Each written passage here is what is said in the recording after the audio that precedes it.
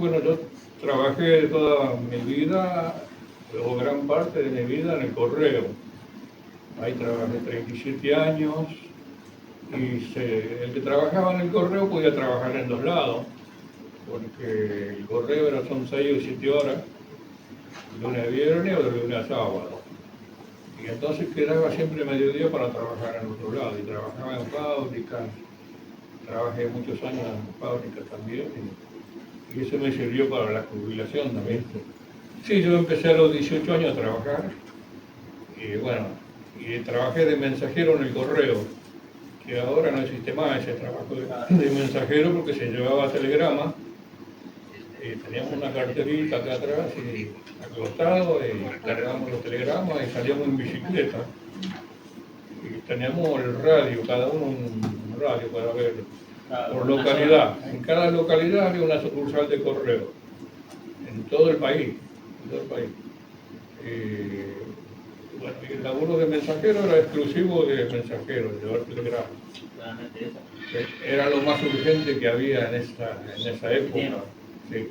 No existían los celulares, no existía ni el teléfono, casi el teléfono de línea.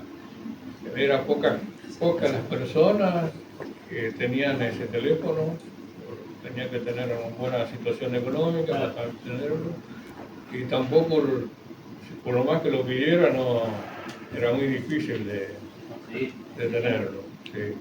Así que bueno, y eran los telegramas los más urgentes siempre para cualquier cosa, para algún de conflicto de toda clase. Los telegramas son de felicitaciones, de cumpleaños, de casamiento. Ahí llegaban muchos telegramas. Podríamos mandarlo a cualquier punto del país. Así que cuando llegó el peronismo con su política, nos llegó a todos los beneficios para los trabajadores, trajo muchos beneficios el peronismo. Por eso se ganó el odio de las clases pudientes, de las clases más poderosas. Eso existe en todo el mundo en general, ¿eh? Cuando hay alguien, un líder que defiende a los humildes, a los pobres, es apuntado enseguida por las clases poderosas y lo pueden hacer desaparecer. A Perón le dieron un golpe, lo quisieron matar y bueno, fue grave, mataron a mucha gente en el golpe, todo eso. Eso existía en nuestro tiempo. En el año 55 fue el tema de Perón. Y fue el único líder acá valiente o que se animó a enfrentar, porque él vino no fue un trabajador, sino fue un tipo de oficial militar, que salió de las líneas de ellos, que empezó después de ministro de Trabajo y empezó a darle bienestar a los trabajadores. Y en ese tiempo llegó también los derechos del trabajador, las vacaciones, todo eso, que antes no existía. Sí, pero ya había delegados también en esos años, donde se defendía al trabajador. Ya venía cambiando o mejorando también el trabajo, la vida en el trabajo. ¿Cuál fue el mejor y el peor momento en su vida laboral? ¿Y por qué? Yo creo que no hubo mejoras que se pudieran resaltar en la vida. Era difícil. Eran los tiempos que había dictaduras. Cuando salimos de la democracia, metimos la dictadura y por muchos años había gobiernos por ahí que eran puestos por la misma dictadura, parecía que eran gobiernos elegidos democráticamente, pero eran manejados por la dictadura. Pasó eso con los radicales, otro gobierno que hubo, que me acuerdo bien. ¿Y cuál fue el mejor momento? O sea, las leyes fueron cambiando, las reglas, las pautas, por ahí. Bueno, eso fue cuando volvió otra vez Perón, en el 74 por ahí. Ahí se aprobó la ley de convenciones de colectivas de trabajo. Eso incluye varios derechos del trabajo, en el trabajo para los trabajadores. Vacaciones, un montón de artículos que se mejoraron. Y esto fue también ganarse el odio de las empresas, porque eso pasó, cuando volvió Perón fue más o menos en el 74, 72, 74, y después, a raíz de eso, ahí conseguimos la ley de las paritarias. Las paritarias, no sé si ustedes saben, que es parte de los sindicatos y parte de la patronal y el Estado se juntan para arreglar los sueldos, para equiparar un poco los sueldos. Tienen que respetar ahí al trabajador, que antes no se hacía eso, no se respetaba, se pagaba como ellos querían los sueldos. Entonces con las paritarias se logró eso. Pero ahí, para mí, mi pensamiento, empezó como una venganza y aplicaron la inflación. La inflación que hasta el día de hoy no aflojó eso. Ahí hay un error de la sociedad, toda, de los sindicatos y de los políticos también, que la inflación ha parado por ahí caballo con el 1,1 por ahí un tiempo, pero después siguió la inflación. Somos el único país en el mundo que tiene inflación. Los demás países, ustedes van acá a cualquier país, no saben lo que es, ni hablan de inflación. Entonces no quiere tienen. decir que la respuesta sería, no hubo demasiada mejor época. No, siempre un poco de altibajo. O sea que mejor. siempre la vida del trabajador fue esta. Sí, siempre fue bastante dura para que podía trabajar en 2 lados, o tener después con el tiempo en los estudios, que nosotros le tenemos que dar mucha importancia al estudio, cosa que somos uno de los pocos países que tenemos la educación pública, que es gratuita, y a veces no la aprovechamos. Yo tampoco no me daba cuenta. ¿Cómo se debería capaz?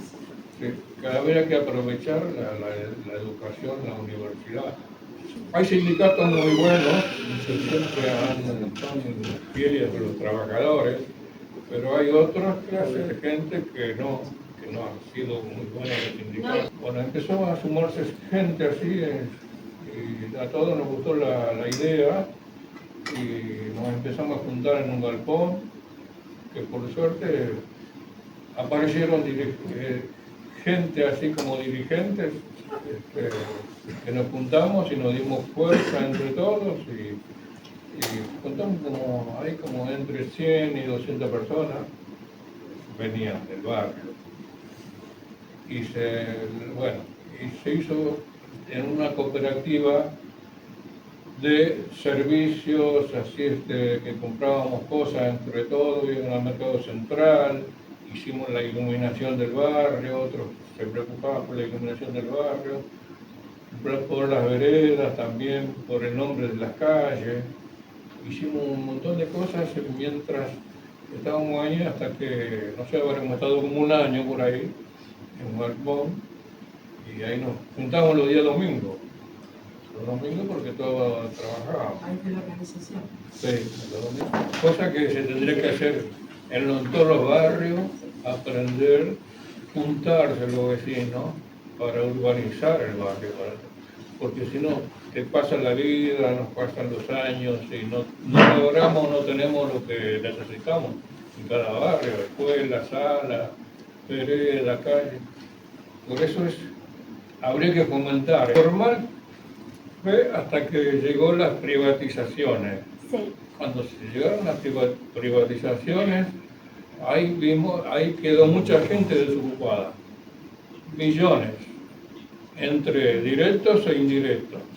Porque ahí también se sacaron los ferrocarriles, todos los de larga distancia. Nosotros tenemos un país grande en extensión, y tenemos 5 ferrocarriles de larga distancia, Sí. y todos, también en el gobierno se privatizó todo eso, y quedó la gente, esos pueblos no supieron juntarse por resistir. Entonces ahí viene una gran desocupación que todavía hoy lo estamos sufriendo, lo estamos padeciendo, porque a raíz de esa gran desocupación, el tema de la droga entra donde hay desocupación. Ahí entró, antes teníamos la droga, era de tránsito acá, se conocía como de tránsito. Y ahí empezó a quedarse acá la droga, a meterse, y bueno, después vieron la muerte, los problemas graves, que es difícil de eliminar eso. Y bueno, ahí vino toda la pobreza, eso yo puedo decirlo porque lo hemos vivido y todavía escuchamos los privatizadores, que eran los empresarios. Los empresarios primero para privatizar las empresas del Estado es como un robo, nos robaron las empresas, son del pueblo. Se tienen que mejorar, sí, pero no ni privatizar ni darle concesión a ninguno, a nadie. Bueno, ellos hacen una campaña previa de desprestigio de las empresas del Estado, que dan pérdida, que se trabaja, que no se trabaja. Bueno, y eso ha pasado hasta que logran que el gobierno le dé las empresas a ellos. Y después ha pasado muchas cosas a raíz de eso, de la gran desocupación. Ahí vinieron los piqueteros, aparecieron los piqueteros, después los manteros, los cortes de rutas, había en todo el país cortes de ruta. Nosotros, con el tiempo, como le decíamos, vino la delincuencia